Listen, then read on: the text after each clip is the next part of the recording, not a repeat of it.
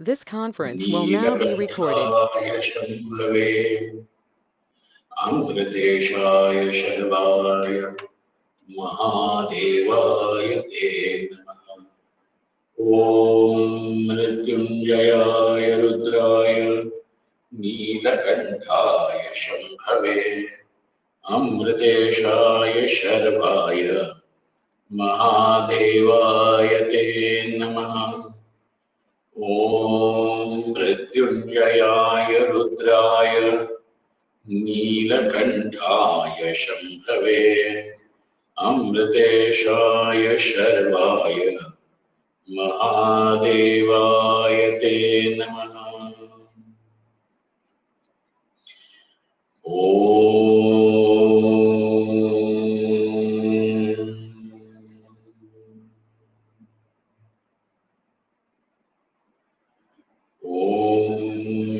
यो ब्रह्माणं विदधाति पूर्वम् यो वै वेदांश्च प्रहिणोति तस्मै तमहदेवमात्मबुद्धिप्रकाशम् मुमुक्षुर्वै शरणमहं प्रपद्ये। ॐ शान्तिः शान्तिः शान्तिः। ॐ नमो ब्रह्मादिभ्यो ब्रह्मविद्या सम्प्रदायकर्तृभ्यो वंशऋषिभ्यो महद्भ्यो नमो गुरुभ्यः।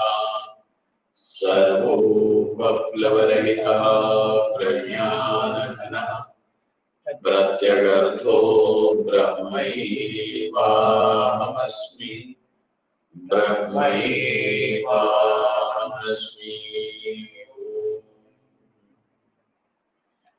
वेदान्तार्थविभासकाय गुरवे शान्ताय सन्न्यासिने नानावादी नगेन्द्रसङ्गपवये योगीन्द्रवन्द्याय च मोहध्वान्तदिवाकराय भगवत्पादाभिधाम् विव्रते तस्मै भाष्यकृते नमोऽस्तु सततम् पूर्णाय बोधात्मने।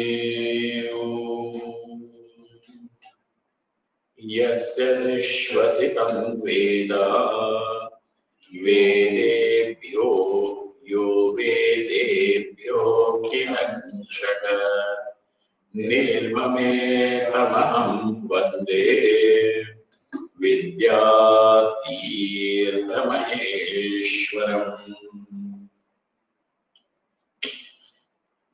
So now we find that when one starts living a life as the scriptures have directed,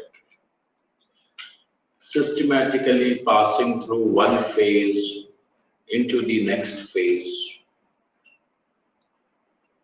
collecting the necessary momentum, strength, intelligence, keenness, maturity, to finally resolve into a decision, in a resolution, to come to a resolution that yes, I have seen life and now I am firmly resolved that other than liberation, nothing is wanted by me. So also this liberation is a result of knowing Atma is Brahman. There is nothing else that is required other than this knowledge to be free. Just this knowledge is sufficient enough.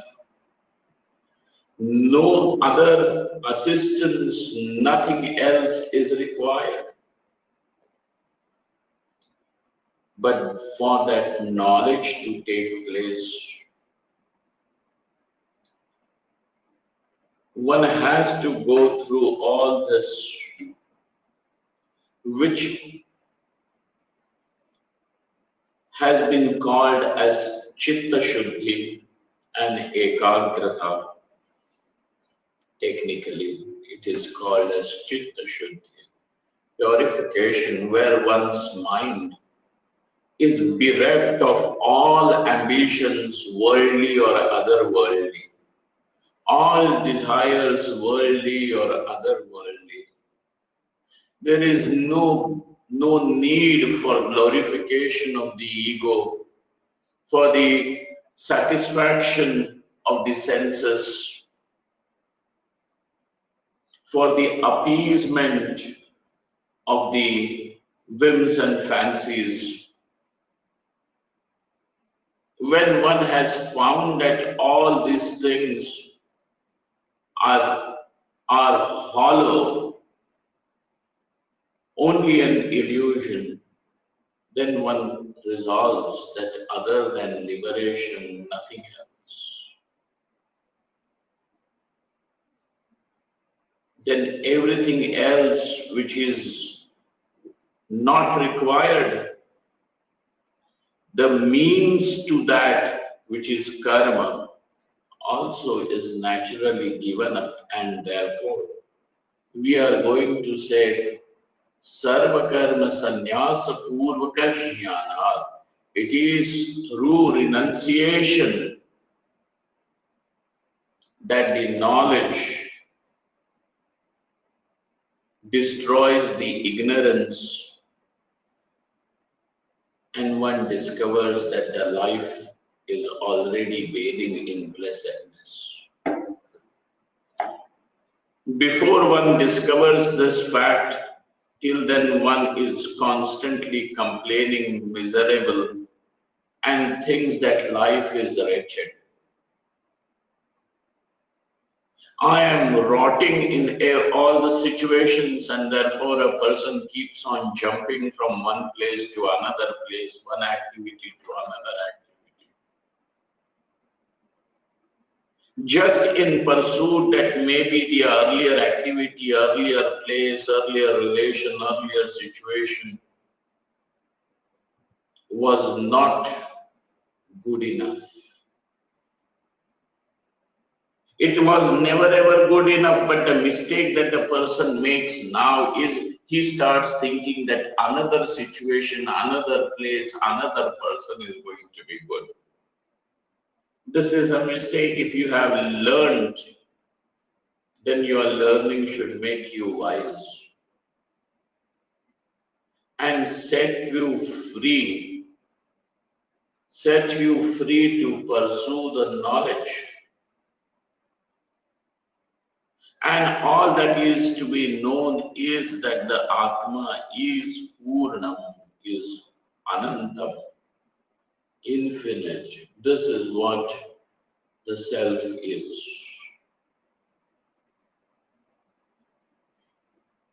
And therefore, the pursuit of knowledge, which is conducted by giving up all other pursuits, which is now called as sannyasa. This sannyas, which is prompted just by the desire to know, and hence it is called as vividisha sannyas. Whether it is a man or a woman, anybody can have this desire to know, whose heart he has become sufficiently pure, bereft of all these vain activities, desires, ambitions, silliness. Whether it is a man or a woman, young or old, whether he is a householder or a retired person, whether he is a student, it does not matter. When that heart becomes free and is able to see what is the true pursuit of life, then that person is qualified for sannyasa, and this is what is said over here. Therefore, asmin sannyase, the striyas, the women, everyone is qualified, men or women. This is what is said. भिक्षुकी इति अनेन स्त्रीणामपि प्राग विवाहाद्वा वैधव्याद् ऊर्ध्वं वा सन्न्यास्य अधिकारो अस्तीति दर्शितम्। तेन भिक्षाचर्यं मोक्षशास्त्र श्रवणम् एकान्ते आत्मध्यानं च ताभिः कर्तव्यम्. Then those men or women, but now we are talking about women, what should they do by taking to sannyas? Now, sannyas is not meant so that you can become more powerful to others, respectful in the eyes of the society. This is not the reason why sannyas is there. Let us be very clear. Vedana hetu sannyasa. This sannyasa has got only one motivation, one objective, and that objective is Vedanam, Brahma Vedanam, to know Brahman, to be enlightened, to be free. And so, Tena Bhikshacharyam, now those women also are entitled, they can go for Bhiksha. Asking for alms is not equivalent to begging. I wonder how many countries and how many cultures other than this culture from where the idea of bhiksha has rose.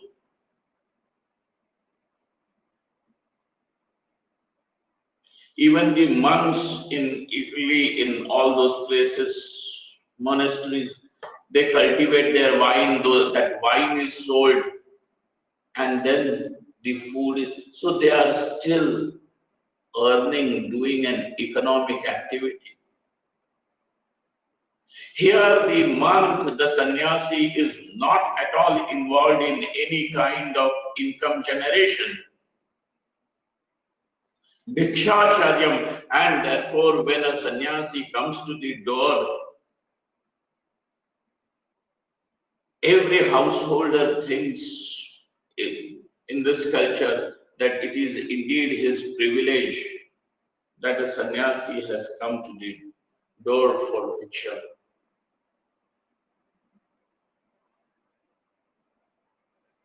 He considers it to be a great blessing.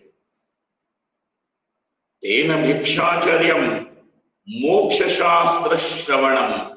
Now, these women also, what would they do is do shravanam. Shravana of what? Gita adi. Moksha shastra shravanam. Listen, but listen to what?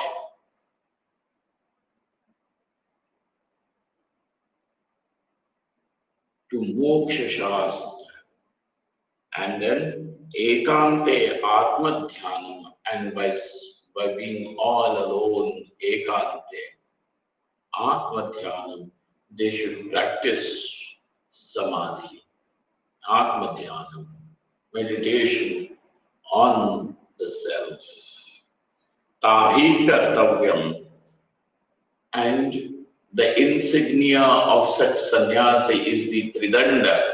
They can hold on to that tridanda, the staff which is made of 3 bamboo sticks, tridanda.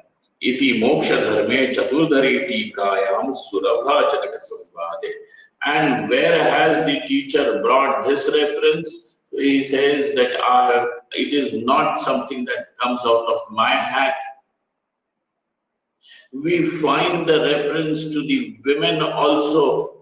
And because it is natural, whether it is a man or a woman, anyone who has an intense desire for liberation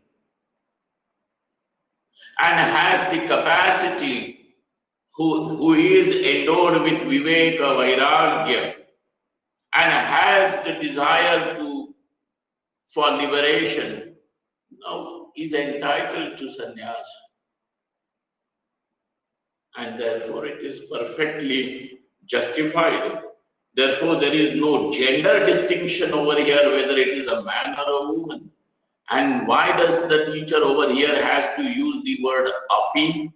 Because in several cultures, including the Buddhist and the Jaina, though we find that there are nuns, there are sannyasinis over there, but on a closer observation, you will find that it is said that these women who have taken to sannyas in the Buddhist or the Jaina order also, they cannot attain moksha in the bodies of women, they will be born again.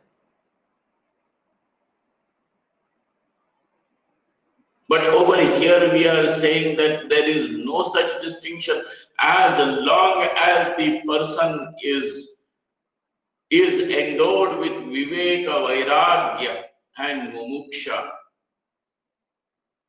Now all that he has is Vedanta Shravanam and Atma Dhyanam, Ekante Atma Dhyanam. If this is there, moksha will be accomplished here and now, in this very life.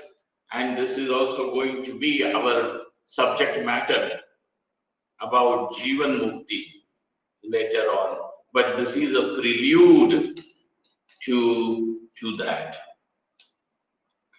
Furthermore, on page number 10, I will read, instead of making you people read it over again behind me, I will simply read, translate it, and wherever required, because it is not going to be possible to go through every passage, every line, word by word, since this is a webinar class and not a regular class where I can teach, every word. I will skip over certain portions, sweep over them, gloss over those portions, and certain things more relevant, we will discuss that. शारीरक भाष्य वाचक नवी इत्यादि श्रूयते. In the commentary of the Brahma Sutra, we come across a lady sage. Her name is Vachak Navi. Vachak Navi ityadi shruyate. Devatadhikaranam nyayena vidurasya adhikara prasangena tritiyadhyaye chaturtha pade. Where do we come across this name Vachak Navi? So he gives you the entire reference to context, a detailed reference to context in the Devata Adhikarana, in the section called as Devata Adhikarana, where we are discussing, does a widower also have adhikara in sannyasa? Is he entitled to sannyasa? Because giving up renunciation now, since his wife has already passed away, it is good as renunciation? Does he need a renunciation, or is he entitled? Does he have the adhikara for renunciation or not? So vidurasya adhikara prasangena tritiya adhyaya, in the third chapter of the Brahma Sutra, in the fourth subsection of the third chapter in the Devata Adhikarana, where we are discussing this case of a widower, over there we come across this name Vachak Navi. And she is brought as an example. Vachak Navi comes over there, and definitely this name is, she is a woman. And therefore we come to know in the olden days, even women were allowed or were entitled, were independent to make decisions, to lead a life, an austere life of sannyas. And these women, Vachaknavi, Gargi, Maitreyi, these women are extremely powerful and independent. As much as you come across Draupadi and Kunti as extremely intelligent, extremely wise, extremely courageous, extremely compassionate, you come across these women as if they are the epitome of human civilization. They are not just ideal women, they are ideal human beings too.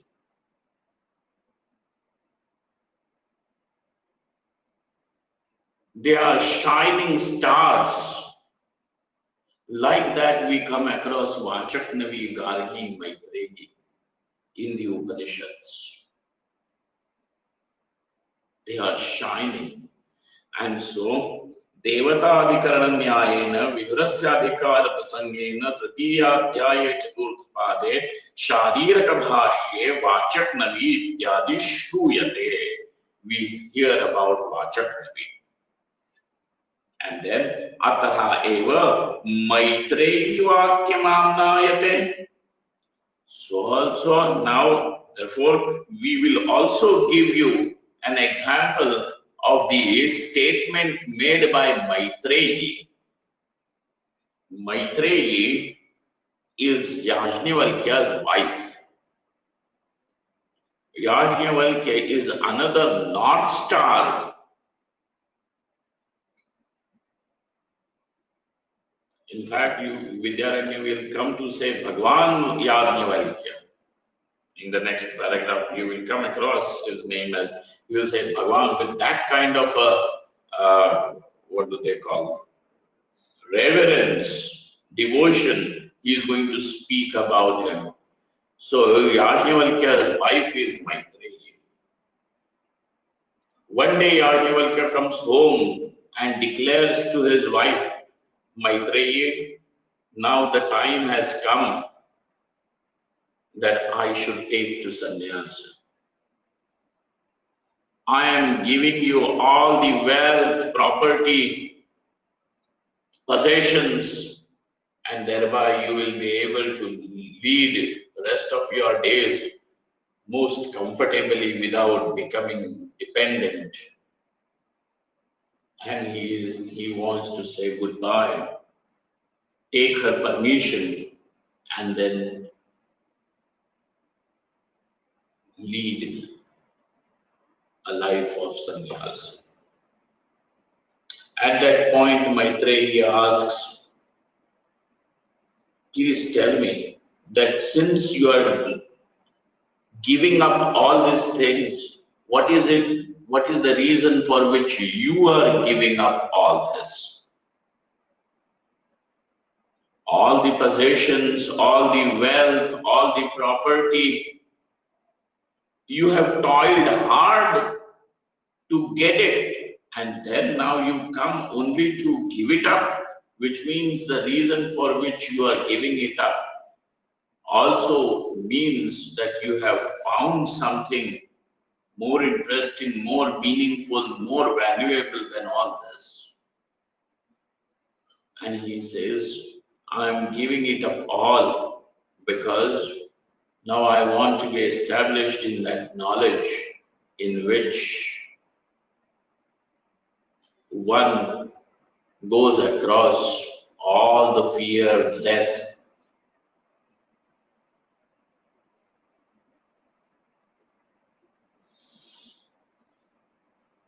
goes across that. And Maitreyi therefore asks him a question. Look at her bold question.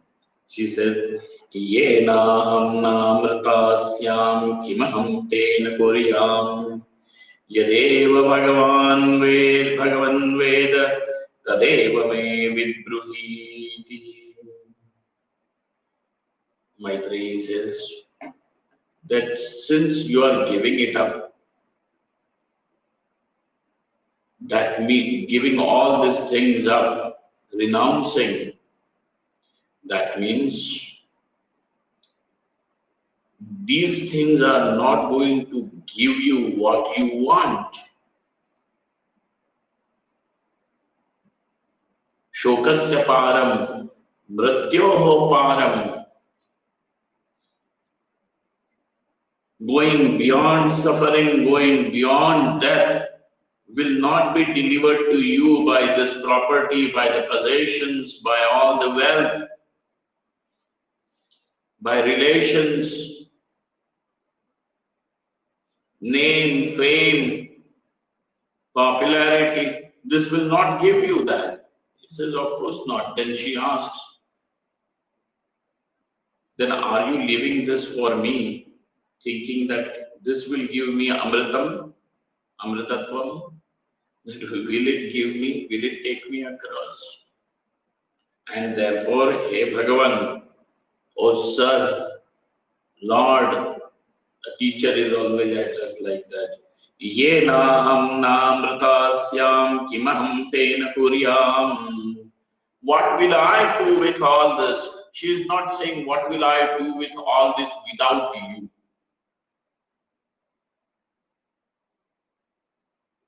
Now, Maitreyi is not no longer a teenageish romance or anything. She means reality of life. She is very clear. Yenaham namritasyam kimaham tena kuryam. She is not saying that what will I do with all this without you, and therefore you don't go, you also stay back. She says you want to go is perfectly okay. It's your decision. But you are asking me to keep it, then you also have to tell me that what will I do with all this which will not take me across that, across bhayam, the entire gamut of insecurity, bhayam, yenaham namritasyam. By this I will not become amrita. What will I do with this? Tena kimam kuryam. What should I do? This is totally useless for me. Yadeva Bhagavan Veda, O Lord, that what you know, that what you are seeing. Tadeva me vibruhi, tell me that, give me that.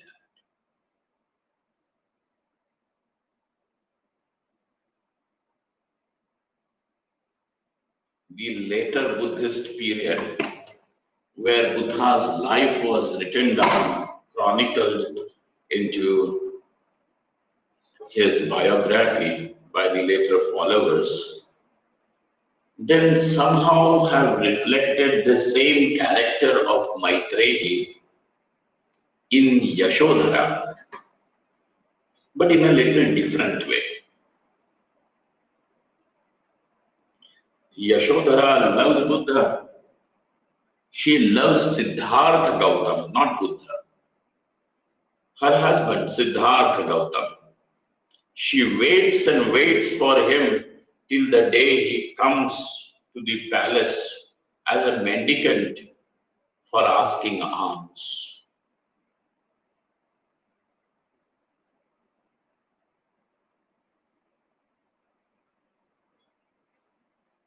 Buddha's son, born to Yashodhara, his name is Rahul.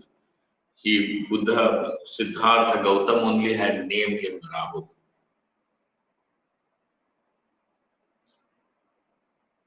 He had named him Rahul thinking that, Rahu is a Dushtagraha in the astrology, which causes bondage. So he says that now a son is also born to me, a child is born to me, it is fetters in my feet. Shrinkala, fetters in my feet. And so he says, Rahul.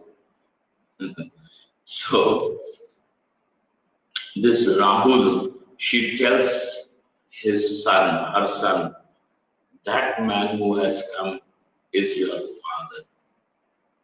You have the right to ask from your father what belongs to him should be given to you. Naturally, even if Buddha would not have said the kingdom belonged to him, because he is the rightful heir to the throne. Buddha's father, Shuddhodana, is still alive, and he would appoint Rahul. But Rahul is prompted by his mother to go and ask your father, tell him that give me what I deserve to have from you in inheritance.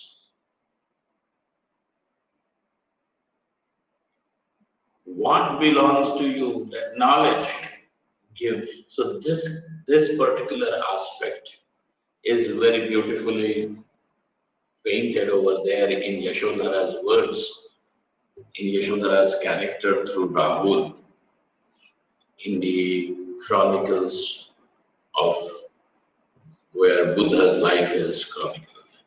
Anyway, so येन हम नामृतास्यां किमहं तेन कुर्यां यदेव भगवन् वेद तदेव मे विब्रूहि इति.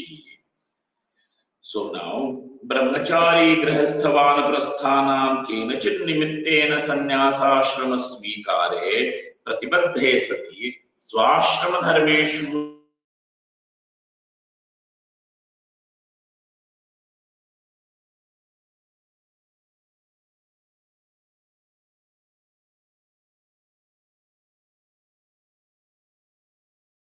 अनुष्ठीयम इतिहासपुराणेषु लोकेषु च तादृशां तत्त्वविदां बहूनाम् उपलम्भात्. ब्रह्मचारी गृहस्थ वानप्रस्थानां केनचित् निमित्तेन. Now, those who are prepared to take to sannyasa, they could belong to any ashrama, they could be in any phase of life. It could be a very tender age of a studenthood,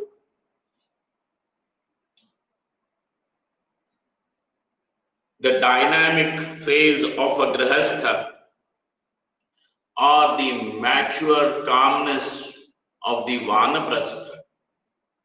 But a person can be prepared in any phase and he is ready to take to sannyasa. But kenachit nimittena, there could be some reason.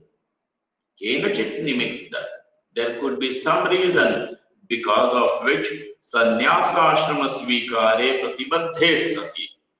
Now, that reason, there is some factor which prevents the person, which is obstructing the person from taking to sannyasa.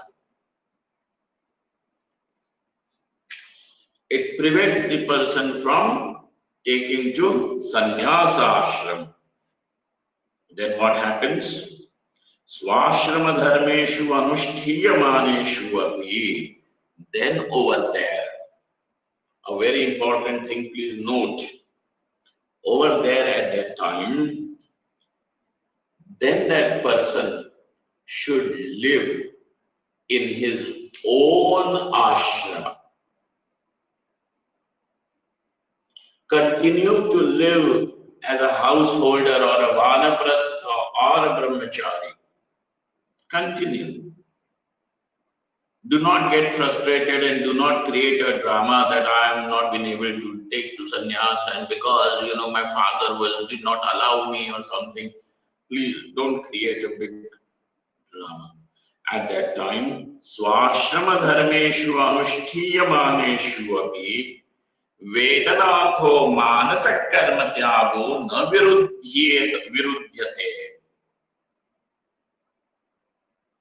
Then live that life by mentally, psychologically living with an attitude of a sannyasi, with an attitude and outlook of a sannyasi.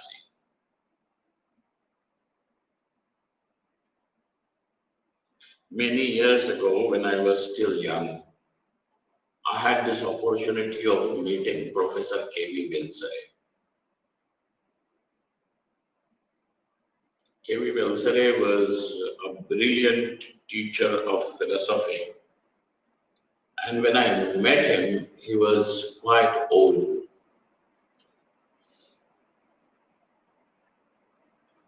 And he was living in his house with his old wife, his son, daughter-in-law, the granddaughters and grandchildren. The whole house was full of people and everything. I was a sannyasi, I had gone to see him. And because I had immense respect for for him, knowing what he has, the way he has led his life, written, spoken. And as we were discussing, he just said, "Do you know, I am also a sannyasi. I live in this house, but I am also a sannyasi."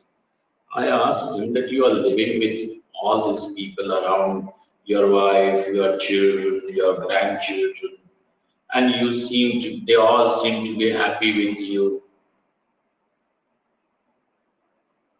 So that means that you are a very loving grandfather, a loving father-in-law, a loving father, a loving husband. Naturally, otherwise, how can people be so attached? So you are living like this. What are you saying? You are living like a sannyasi. He said, I'm a sannyasi here because though I live over here, I live in this house as a guest. As a guest. A guest has no claim.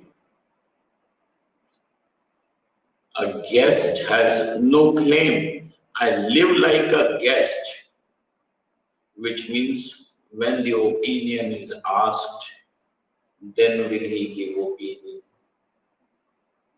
When his involvement is demanded, then will he be involved.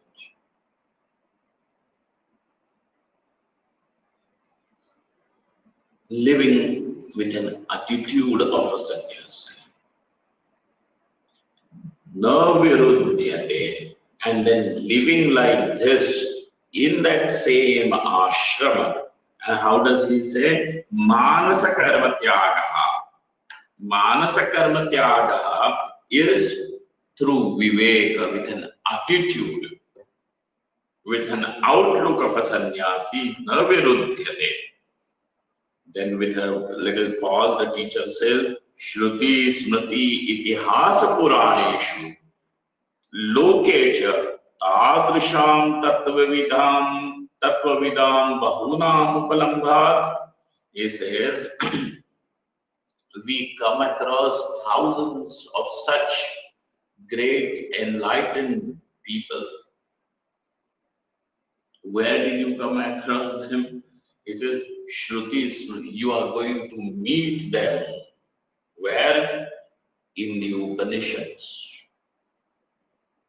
in Mahabharata, in Ramayana, in the Smritis, in the Itihasa, in the Puranas, and maybe if you are fortunate enough, you will come across somebody like this in the world around you. Lokecha, Tadrisham Tattvavidam Bahunam Upalamha. We see them in this world. Anush, do me a favor.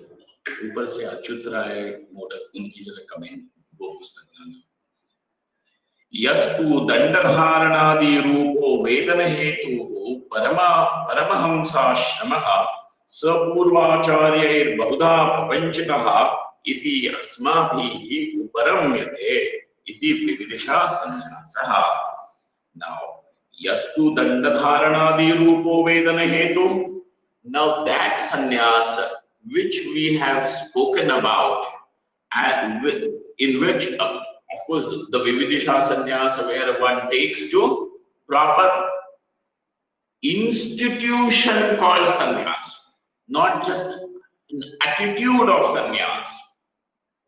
If a person is in that institution, in that particular accepted social model, but without the necessary qualification, then that person will be a misfit. He will be a what do they say? A round plug in a square hole.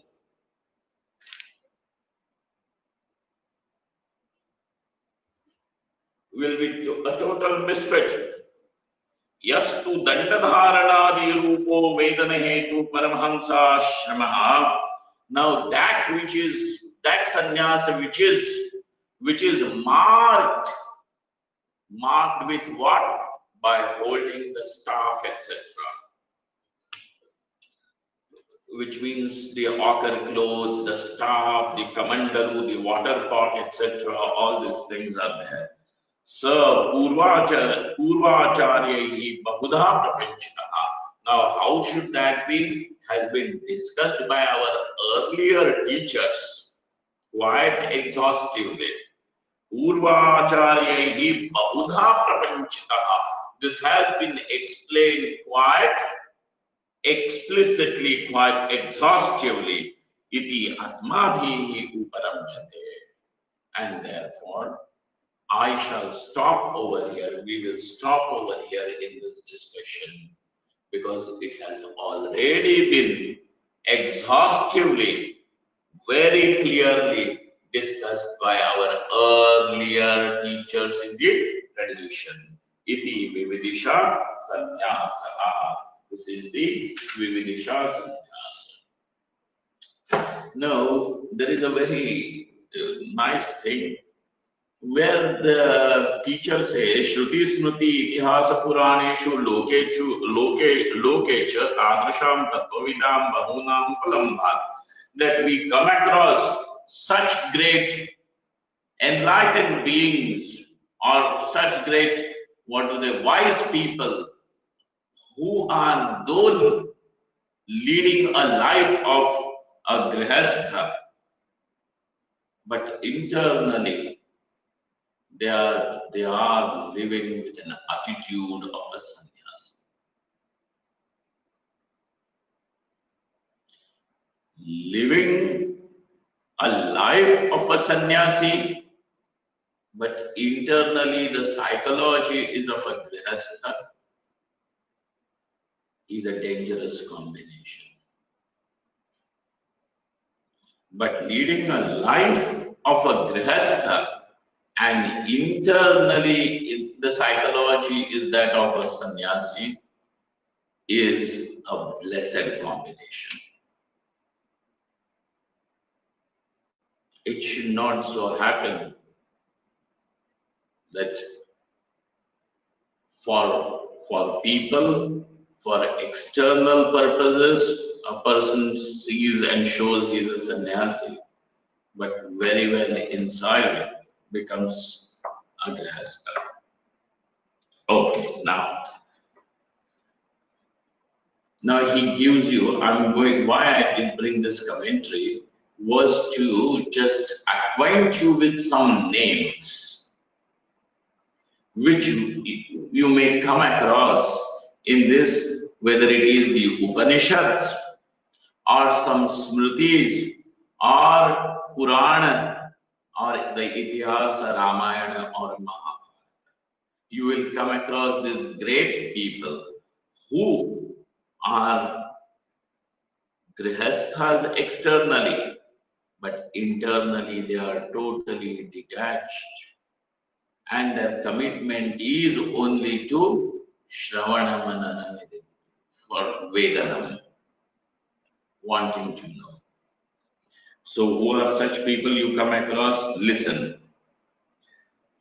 Tavad Uddalaka Shrutishu. Now he says in the Shrutis we come across these people who have the psychology of a Vividishu sannyasi. Okay, who are such? Uddalaka, Shvetaketu, Sanat Kumar, Naradadaya Chandogye in the Chandogya. Then Ajatashatru, Dadhyang Atharvana, Yajnavalkya, Maitreyi, Kahola, Ushasta, Gargi, Janakadayo, Brahadaranyake. In Brahadaranyaka, we come across these people.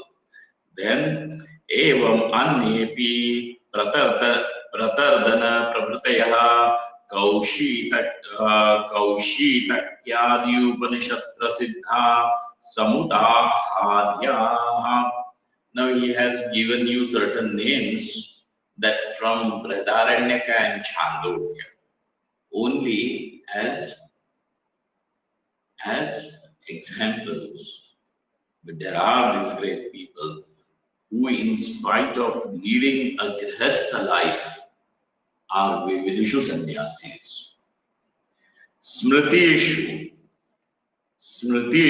in the Smritis, Srimad Bhagavad Gita Dishu, Arjuna Dayaha, now Arjuna, etc.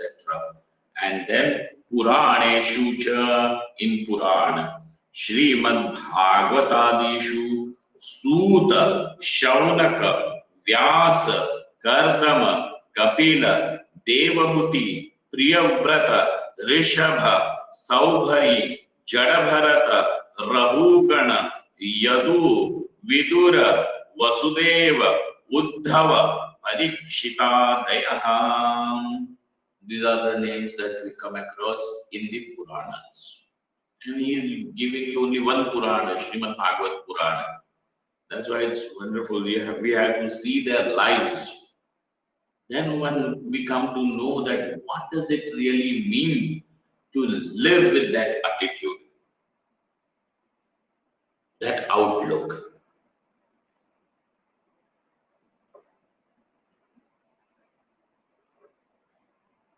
Furthermore, he says, Itihaseshu cha Shri Mahabharatadishu Kashyapadayah Sahasrashaha Vasanti Upalakshanam Idam Maharamayanadehe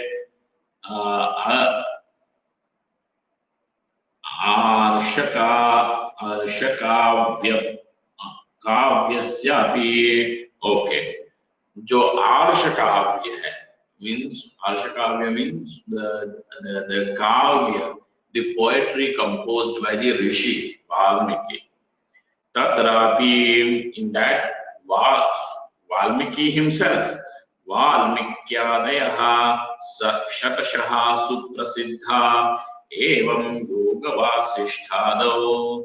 Now, but sir, you said loke api, in this very our world in which we are living, that there are some people who are grihasthas, but who are leading an internally such a pious life, unattached, uncontaminated.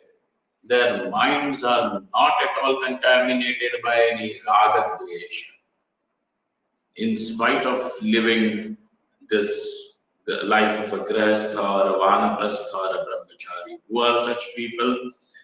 Tathacha iha, now in this world, Shri Harsha Vachaspati Mishra Adayaha O Paramahamsa Api Brahmavidaha Upalabhyante. Now people like Shri Harsha Mishra and Vachaspati Mishra.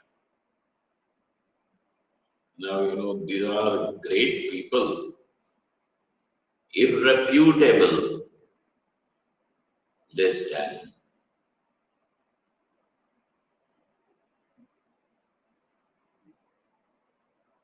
There is, in fact, Vachaspati Mishra's life and that particular incident is quite popular. His commentary, which is actually a sub-commentary on Shankaracharya's commentary on the Brahma Sutra, is named as Bhamati. And it is said that he has named his Tika, his commentary, as Bhamati because Bhamati was the name of his wife. His wife's name was Bhamati. It is said that when he got married in his younger days, he already had started writing the commentary on the Brahma Sutra, Bhashya. And many years passed in between. He was totally immersed only in that contemplation, as if the world had ceased to exist for him. He was totally immersed in that. And then, when he completed the commentary and put the final full stop dot, lifted his head to see that it was late in the evening and there was a hand holding a lamp. So he lifted his head to see who is this holding a lamp. So hand looked little wrinkled, woman's hand. He looked at her face and asked, "Who are you?" And she said, "I am your wife." How many years have passed I did not even look properly at your face? You stood over here, not only holding this light, but actually being a light, supporting me in what I was doing without even demanding, disturbing anything. And her name, so he gave her name to that commentary. It's quite dramatic, maybe in some way, which means that he has appreciated the fact that she was quite supportive. May not be, it was this dramatic, or maybe, who knows. So Shri Harsha Mishra, Vachaspati Mishra, these are the people who are irrefutable. They are grihasthas, but in this very world we find such people too who have lived and are glorious, what do they call it, examples of this Manasa Sannyasa. Iti Vividisha Sannyasa. Thus, this particular discussion about Vividisha Sannyasa comes to an end over here. Now, we are going to discuss the other aspect of the Paramahamsa Sannyasa, which is called as the Vidvat Sannyasa. How is that? Listen. Atha Vidvat Sannyasam Nirupayamaham. Now we will explain what is Vidvat Sannyasa.